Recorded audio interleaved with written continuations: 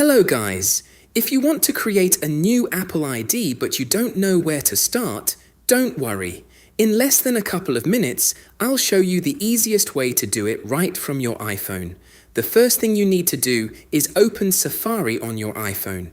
If you're using another phone or a computer, you can use any web browser instead. Once it's open, type account.apple.com in the address bar and go to the website. When the page loads, look for the small down arrow near the top of the page and tap on it.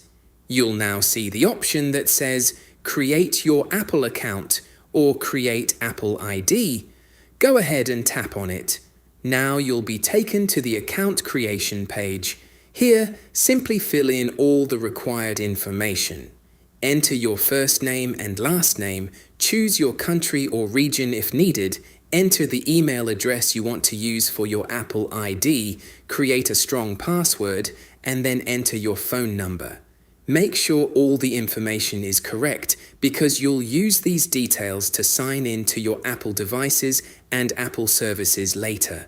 Once you've filled everything in, tap Continue or Submit, depending on what you see on your screen.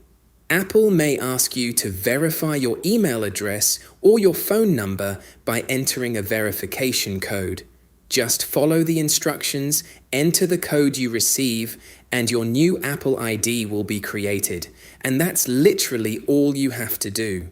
You can now use your new Apple ID to download apps from the App Store, back up your iPhone with iCloud, use FaceTime, iMessage, Apple Music, and all of Apple's other services. I hope this video helped you. If it did, don't forget to give it a thumbs up, share it with someone who needs it, and subscribe to the channel for more quick and easy iPhone tips and tutorials. Thanks for watching, and I'll see you in the next video.